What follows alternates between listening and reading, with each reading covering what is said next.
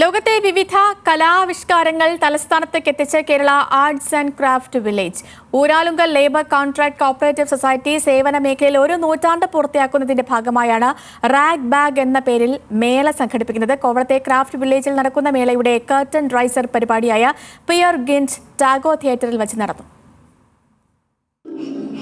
10 രാജ്യങ്ങളിൽ നിന്നായി 1 ഡസനോളം കലാസംഘങ്ങളിൽ നിന്നുള്ള 300-ലേറെ കലാകാരന്മാർ പങ്കെടുക്കുന്ന 32 വ്യത്യസ്ത അവതരണങ്ങൾ. അതാണ് റാഗ് ബാഗ് മേള. ദീപൻ ശിവരാമൻ രചനയും സംവിധാനവും നിർവഹിച്ച പിയർ ഗിൻഡ് ആയിരുന്നു പരിപാടിയുടെ കർട്ടൻ റൈസർ.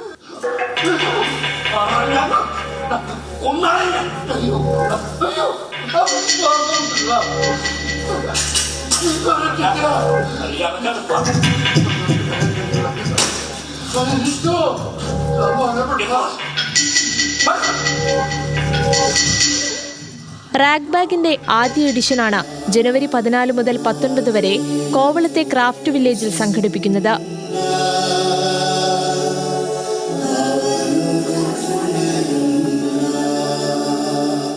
ഊരാളുങ്കലിൻ്റെ സെൻറ്റിനറി സെലിബ്രേഷൻ്റെ ഭാഗമായാണ് ഇങ്ങനെയൊരു ഫെസ്റ്റിവൽ ഞങ്ങൾ ക്യൂറേറ്റ് ചെയ്തത്.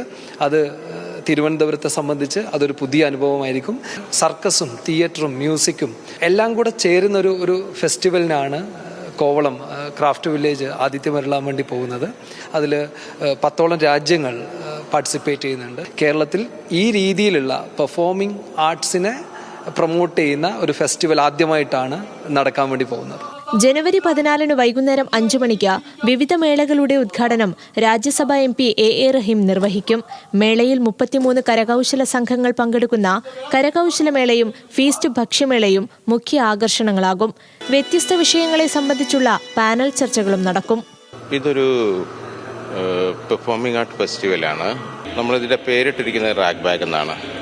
റാഗ് ബാഗ് എന്ന് പറഞ്ഞിട്ടുണ്ടെങ്കിൽ കീറച്ചാക്ക് കീറസഞ്ചി എന്നൊക്കെ നമ്മൾ പറയൂലേ, പക്ഷെ അത് അങ്ങനെ നമ്മൾ പറയുന്നുണ്ടെങ്കിൽ തന്നെ അതിൻ്റെ മീനിങ് എന്താണെന്ന് വെച്ചാൽ റീസൈക്കിൾ, റീയൂസ്, റീഇമാജിൻ എന്നൊക്കെ ഉള്ളൊരു സെൻസിനെ ഉദ്ദേശിച്ചുകൊണ്ടാണ് നമ്മൾ ആ പേരിട്ടിരിക്കുന്നത്.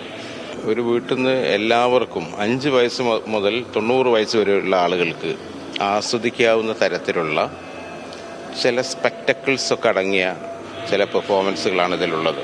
ജനുവരി 15 വൈകുന്നേരം മലയാളിയായ റോയ്സ്റ്റൺ അഭേൽ സംവിധാനം ചെയ്യുന്ന മംഗനിയാർ സഡഷൻ എന്ന മ്യൂസിക് തിയേറ്ററിന്റെ അവതരണത്തോടെ റാഗ് ബാഗിന് തുടക്കമാവും. ന്യൂസ് മലയാളം, തിരുവനന്തപുരം.